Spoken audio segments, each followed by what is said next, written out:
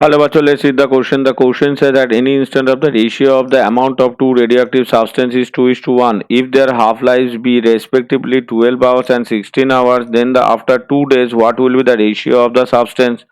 1, 1 is to 1, 2, 2 is to 1, 3, 1 is to 2, 4, 1 is to 4. तो हम ये इसमें क्या लिख सकते हैं from the radioactive decay law n is equals to n0 e to the power minus lambda t, जहाँ पे n0 हो जाएगा हमारा इनिशियल अमाउंट, ये हो जाएगा इनिशियल अमाउंट, n हो जाएगा हमारा फाइनल अमाउंट, लैम्डा हो जाएगा हमारा डीके कांस्टेंट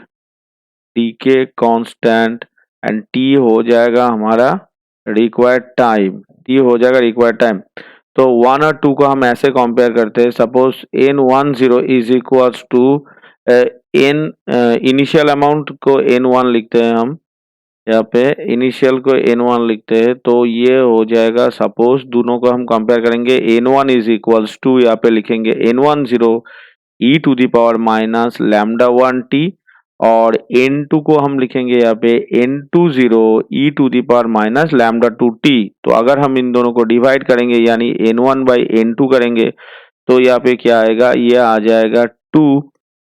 इसको हम लिख सकते हैं n1 बाई n2 का अगर हम डिवाइड कर देंगे तो हमारा यहाँ से क्या आ जाएगा, यहाँ पे 2:1 रेशियो है, इसका मतलब ये आ जाएगा e to the power minus lambda 1 minus lambda 2 into t, ये आ जाएगा n1 बाई n2 का वैल्यू।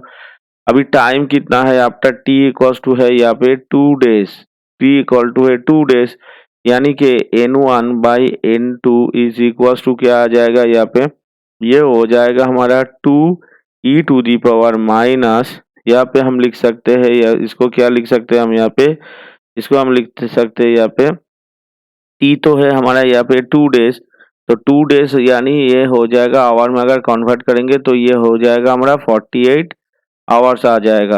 तो इसको हम अभी ये लिखेंगे एल एन, लैम्डा को हम यहाँ से लिख सकते हैं, यहाँ पे लैम्डा को चेंज करके एल एन 2 टाइम कितना है 1/12 माइनस 1/16 इंटू 48। तो इसका जो वैल्यू निकल के आएगा वो कितना आएगा, का वैल्यू कैलकुलेशन करके हमारा निकल के आएगा 1, यानी n1 इस टू n2 का वैल्यू आएगा यहाँ से 1:1, ये हो जाएगा हमारा फाइनल आंसर। तो ऑप्शंस को अगर हम देखेंगे, ऑप्शन 1 जो है हमारा आंसर से डायरेक्टली मैच हो रहा है, तो option 1 is the correct answer. Hope you all understood it well. Best of luck. Thank you.